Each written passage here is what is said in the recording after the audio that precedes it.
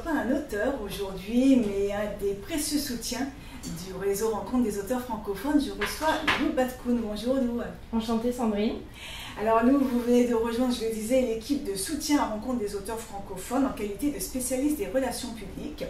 Alors merci d'être à nos côtés dans cette belle mission de la promotion de la culture francophone et de livres en français aux États-Unis et par-delà par le monde. Lou, vous êtes ce qu'on appelle une tête bien faite et à 23 ans, vous avez déjà un joli bagage universitaire et professionnel. J'aimerais qu'on revienne sur ce petit bagage. Vous en êtes aujourd'hui, ce que vous avez fait. Oui, alors j'ai eu la chance de faire des études de droit. Donc je me suis lancée en licence de droit à la faculté Jean Monnet à Paris Sud. Je me suis spécialisée en droit public. Et c'est vrai que la science politique m'a beaucoup intéressée puisque quand on fait du droit public, on touche à la science politique. Et j'ai rejoint un master à l'université de Toulouse, spécialisé en politique et sécurité, au sein de la formation de Monsieur François Dieu, qui a travaillé au sein de la NYPD et avec Monsieur Giuliani. Et donc je me suis lancée dans cette formation en sciences politiques, à la base pour m'orienter en sécurité. Et puis maintenant, je me lance en politique. En politique. On va en parler. Alors, je rappelle juste, donc, vous êtes née à Aix-en-Provence, une ville que j'adore, élevée à Paris, donc étudiante à Toulouse, vous en parliez, et vous vivez aujourd'hui à Miami depuis quelques mois, mais cette ville, vous la connaissez par cœur, parce que vous y êtes, vous faites des longs séjours depuis votre tendre enfance. Quel est votre attachement à la Floride et peut-être au-delà aux États-Unis ? Alors, mon attachement à la Floride, c'est simple. La Floride, c'est tous mes souvenirs d'enfance. J'ai passé toutes mes vacances en Floride. J'y ai habité aussi. Donc je suis allée sur les bancs de l'école en Floride, dans le comté de Broward. Et puis ensuite, je suis revenue en France pour mes études. Et voilà ici voilà. Aujourd'hui, et j'espère pour longtemps. Une jolie addition à la communauté française en tout cas, donc on espère vous avoir avec nous longtemps. Alors, ici vous avez fait parler un peu de vous, vous commencez à faire de plus en plus parler de vous, en travaillant sur la campagne législative pour le candidat indépendant Franck Bondry. Que vous a appris cette expérience? Alors d'abord on va essayer de lister quel était votre rôle, quelles étaient vos différentes missions, mais après ce que ça vous a amené, vous, en tant que Lou, sur votre expérience personnelle et professionnelle. Alors au niveau de la campagne, c'était un travail très conséquent. En public relation, on a travaillé beaucoup sur le branding, donc il fallait bien sûr, Franck était un candidat indépendant qui était uniquement connu localement en Floride. Donc là on avait la circonscription d'Amérique du Nord, il fallait le faire connaître au Canada et aux États-Unis, donc ce qui n'était pas une mince affaire. Donc le branding, ça passait par de l'emailing, la rédaction d'articles, de newsletters. Il fallait contacter des militants, des soutiens qui étaient au travers des États-Unis et du Canada. Il fallait aussi s'occuper des réseaux sociaux, puisqu'aujourd'hui les campagnes elles sont quand même essentiellement par les réseaux sociaux. Même si vous avez beaucoup voyagé, parce que je crois savoir que vous avez passé nombre de nuits dans les avions. Exactement. Donc oui, on a été à la rencontre d'énormément de Français, Calgary, Toronto, Montréal. Et puis au-delà de ça, un personnage politique, c'est une marque. Donc c'est vrai que vous le disiez, Franck est très implanté dans le tissu économique et communautaire ici à Miami, mais là où vous êtes passé, les différentes villes aux États-Unis et Toronto, il était un inconnu. Donc il a fallu créer, j'imagine aussi, la marque Franck Bondry. Exactement, c'était tout ce qui concernait le branding et c'était la plus grosse partie du travail. Ça concerne aussi beaucoup le programme, parce qu'il fallait monter un programme qui corresponde à Franck, ses ambitions, ses projets. Et donc c'était un très beau travail. C'était un challenge intéressant. Qu'est-ce que ça vous a apporté, peut-être dans la relation avec les autres? J'imagine que vous avez rencontré une multitude de gens, peut-être des choses bien, des choses moins bien, mais est-ce que vous vous sentez plus mature en tout cas sur votre expérience professionnelle, sur la relation avec les autres, même sur la compréhension de la marque, tout simplement? Tout à fait. Alors en fait, ce qui est intéressant en politique, c'est que ça reste quand même très social. Moi je suis une personne très sociable et j'ai toujours su que j'aimais aller à la rencontre des gens et ça m'a beaucoup plu de travailler avec Franck parce que justement lui adore aller à la rencontre de la communauté française et au Canada ou aux États-Unis et donc humainement c'était déjà une chance inouïe et puis après professionnellement aussi parce que c'est beaucoup de responsabilités donc oui, parce qu'en plus, ce qui a été extrêmement intéressant, on parle de votre jeune âge, mais vous avez rencontré des gens importants. Et donc, c'est vrai que, d'abord pour votre pour votre expérience à vous. Et puis je pense que c'est toujours agréable, effectivement, de rencontrer des gens qui ont des choses à vous apporter. Et c'était le cas pour nombre de personnes que vous avez rencontrées dans la campagne. Oui, parce que professionnellement, on a eu la chance de travailler avec un ancien conseiller en communication politique de Joe Biden, qui s'appelle Alex Brown, qui est basé à Washington. Et dans son équipe, il y avait également Petra Arsic, qui était la porte-parole du président de Slovénie. Donc en communication politique, c'était extrêmement enrichissant et on a vraiment bien travaillé avec eux. Alors, vous avez aussi un itinéraire quand même littéraire. On est chez Rencontre des auteurs francophones ici, puisque vous avez un bac L, donc un bac littéraire, puis vous avez aussi l'amour de la plume. On l'a remarqué dans votre communication publique durant toute la campagne, vous savez très bien écrire. D'ailleurs, c'est la première chose que je vous ai dit quand je vous ai rencontré. Je voulais savoir qui était derrière la plume acérée et la jolie plume. Donc vous aimez lire, vous l'avez dit, vous aimez écrire. Alors bien évidemment, question qui s'impose, à quand prendre la plume pour écrire votre premier livre? Alors c'est une question que je me pose souvent, parce que c'est vrai que j'adore écrire. J'ai eu l'occasion d'écrire, mais bon, c'est des travaux de recherche. Donc ça fait 2 ans finalement que j'écris régulièrement. C'est vrai que c'est difficile quand on mène des études de droit et de sciences politiques après de retrouver cette plume plus littéraire. Dans la fiction, le romanesque. Oui, exactement. Mais j'y pense, j'y réfléchis, même si je continue à travailler, à faire de mes recherches plus en sociologie ou en sciences politiques. Mais je réfléchis à écrire. Alors, est-ce que c'est le cas aussi dans vos lectures? Est-ce qu'aujourd'hui vos lectures elles sont plus politiques, sociologiques que, effectivement, là encore, dans la fiction? Alors non, pas du tout. Par contre, j'aime... Vous échapper. Voilà, c'est ça. J'ai besoin de me couper un petit peu du monde politique et je lis essentiellement des romans. Alors, on va en parler parce que, on va en parler tout de suite parce qu'on a derrière nous des photos qui sont importantes pour vous. Et donc, la première photo, c'est Philippe Claudel. Philippe Claudel. Alors, parlez de Philippe Claudel, qui, je crois, est votre auteur contemporain préféré. Oui. Donc, Philippe Claudel, je l'ai découvert en fait quand je suis revenue des États-Unis. J'ai eu la chance d'être acceptée au sein du lycée Lacanal et ma prof de français, qui était notre prof en littérature. Je me souviens Madame Haddad, donc si elle passe par là, je la salue. Et c'est vrai que quand je suis rentrée des États-Unis, ça me manquait beaucoup de toucher à la littérature française. Et elle m'a fait découvrir Philippe Claudel, qui est de l'Académie Goncourt. Et je n'ai jamais lu un livre aussi percutant que Le Rapport de Brodeck. Oui, j'allais vous demander quel était votre livre préféré et celui que vous conseillez. Ouais, c'est Le Rapport de Brodeck sans hésitation. Vous nous en parlez 2 minutes. Oui. Alors Philippe Claudel, déjà dans tous ses livres, a la particularité d'aller chercher, d'aller au plus profond de l'âme. Vraiment, il essaye de refléter le miroir de l'âme, mais ses côtés les plus sombres. Et Le Rapport de Brodeck, ça se passe après la Seconde Guerre mondiale. On ne sait pas trop si ça se passe en Allemagne, en France. On suppose que c'est dans un petit village de montagne à la frontière allemande. Et c'est un meurtre à huis clos. Et donc Brodeck, qui est le personnage principal, raconte ce meurtre. Il est chargé d'enquêter et d'écrire sur ce meurtre. Et en même temps, il se souvient qu'il est allé dans les camps, mais il n'arrive pas à mettre de mots dessus, lui qui est un jeune d'un village de montagne. Et donc, avec ces mots, c'est magique. C'est magique. Alors, ce qui vous a plu aussi, vous en avez parlé quand on s'est rencontrés la première fois, c'est qu'on est dans le monde de l'absurde, avec Claudel, et ça, c'est quelque chose qui vous plaît aussi.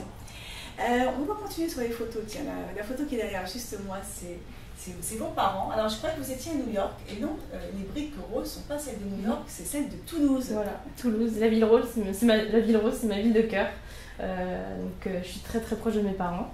D'ailleurs, je pense souvent, si j'écris un livre, je pense que j'écrirai sur cet amour paternel et maternel. Ouais. Ils sont mon plus grand soutien dans la vie de tous les jours, mes plus grands fans. C'est joli. Et je les aime énormément. Et puis voilà, j'ai eu la chance d'énormément voyager avec eux. Ils m'ont toujours poussée, mais sans me mettre énormément de pression à avoir de l'ambition. Et aujourd'hui, si je suis qui je suis et là où je suis, c'est grâce à eux. C'est un joli hommage. Et puis donc la troisième photo, on en a parlé, c'est Franck Bondry et vous lors de cette campagne législative. Alors, nous, on va revenir un peu à Rencontre des auteurs francophones. Donc, vous m'avez gentiment proposé de vous investir sur votre temps libre dans l'aventure Rencontre des auteurs francophones. J'en suis ravie. Pourquoi? Qu'est-ce qui vous a donné envie de nous aider, en tout cas, à pousser encore plus le réseau et la plateforme? Alors, mon attachement pour la littérature, déjà, parce que c'est quand même une grosse partie de ma vie et c'est une de mes passions. Et puis, je vois que c'est un réseau très bienveillant. C'est vrai. Très bienveillant. Et ça me plaît beaucoup. Cette bienveillance, le partage, c'est des valeurs dans lesquelles je me reconnais totalement et donc je suis ravie de pouvoir travailler en relation publique avec vous. C'est gentil, c'est vrai qu'on a la chance d'avoir une très grosse masse d'auteurs bienveillants qui se soutiennent, qui s'encouragent, qui se lisent, qui se partagent, qui se rencontrent et c'est ça moi qui me fait lever le matin, hein, donc je comprends tout à fait.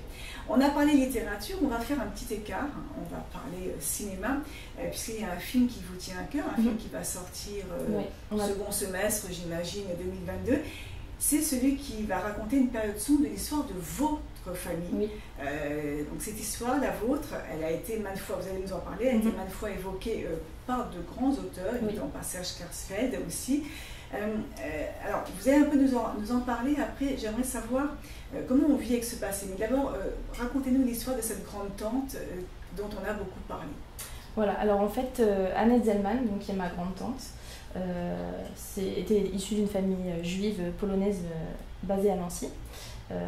Il se trouve qu'elle est tombée amoureuse, si on peut dire, d'un Arien, Jean Josion, qui a souhaité faire d'elle sa fiancée. Alors un Arien, je vous coupe, c'est le terme qu'employait la Gestapo et les Allemands, mais en réalité c'était juste un Français chrétien et catholique, donc qui rentrait dans les cases. Oui, voilà. Et puis finalement, le père de son fiancé ne va pas supporter que son fils ait choisi une juive comme épouse, et il va la dénoncer à la Gestapo. Et donc elle sera déportée à Auschwitz, et l'histoire est à la fois tragique et en même temps aussi belle aujourd'hui quand on la lit. Justement dans les magnifiques ouvrages, que ce soit Patrick Modiano dans Dora Bruder, Simone de Beauvoir, Boris Vian, Jean-Pierre Azéma, Laurent Joly. Qui sont des spécialistes de la question sur la Seconde Guerre mondiale, des historiens reconnus. Ce qui est assez étonnant dans cette histoire, c'est que quand on lit les rapports de la Gestapo, on voit que la raison de l'arrestation de votre grande-tante, c'est mariage avec un chrétien. Donc c'est la raison de sa déportation. C'est la raison. Et c'est complètement dingue. L'autre chose qui est complètement dingue, c'est donc le père du fiancé, qui était un professeur de médecine reconnu et estimé. Et qu'il est encore. Et qu'il n'a jamais été inquiété, et que cette histoire est sortie finalement bien après, et qu'il y a des gens donc, qui ont été très proches de lui, qui ont travaillé toute leur vie avec lui, même une femme, un médecin d'origine juive aussi, qui a découvert ça des années après. Et donc, il y a eu presque, j'ai envie de dire, l'excuse de « oui, je voulais… » Enfin, moi, d'après ce que j'ai lu, j'ai pas cherché à ce qu'elle meure, je voulais juste qu'elle s'éloigne de mon fils. Mais finalement, on a envoyé une femme à la mort. Et on a presque l'impression qu'on excuse un peu le geste de cet homme, et que finalement, il a vécu toute sa vie dédouané de son geste. Et puis finalement, il s'en est, je pense, uniquement rendu compte, puisque son fils, par chagrin d'amour et pour retrouver Annette, a voulu se faire déporter lui aussi. Et on a découvert des années après qu'ils avaient tous les deux été tués à Auschwitz. Et donc, je ne sais plus quel personnage justement qui a été proche de lui raconte que finalement il a été puni parce qu'il a perdu son fils quelques années après avoir envoyé votre grande-tante à Auschwitz. Donc voilà, donc il y a un film qui va être tiré d'un livre. Voilà, oui. Donc le film s'appellera L'affaire Annette Zellman, qui est le nom de jeune fille de ma mère. Et donc voilà, donc c'est un film qui est en plein tournage. Exactement, à Nancy. À Nancy, voilà, c'est effectivement ce que j'ai lu, avec une belle distribution. Donc voilà, on l'attend, on en reparlera bien évidemment, et puis j'espère qu'on pourra présenter les images ici. Alors, comment vous vivez, là c'est une question beaucoup plus personnelle, comment vous vivez avec ce passé, surtout quand il devient public, parce que là finalement c'est l'histoire de votre famille qui va être vue par, j'espère, des millions de spectateurs. Donc comment vous vivez avec ça? Alors c'est vrai que le devoir de mémoire, je pense que j'ai baigné dedans, j'ai été élevée dedans. C'est quelque chose qui me tient énormément à cœur et qui me touche beaucoup. Donc forcément de voir sa famille en grand écran, je pense que ça va être très bouleversant, surtout pour mes parents, pour ma mère, ma grand-mère, qui vont voir leurs parents, leurs frères et sœurs, leurs grands-parents joués par de grands acteurs à la télé.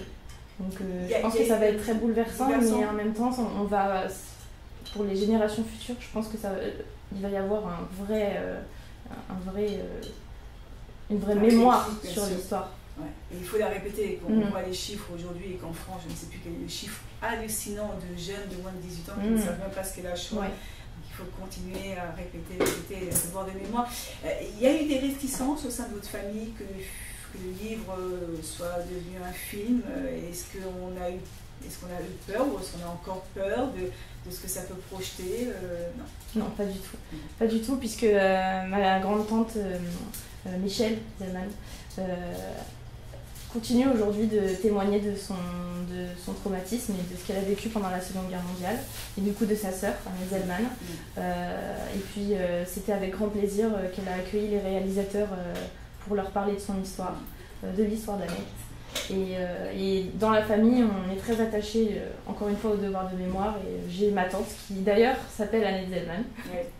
On lui a redonné le même prénom, qui essaie d'écrire un livre depuis de nombreuses années. Et je pense que c'est très important pour nous de faire hommage aussi à mon grand-père, puisqu'il était résistant et qui a été directeur de la Ligue des droits de l'homme. Alors ça c'est encore une très belle histoire, dont on parlera, j'espère, à une autre occasion. Donc on a parlé de Philippe Claudel, on a parlé du livre que vous avez préféré chez lui, on a parlé donc de tous ces gens qui sont derrière nous.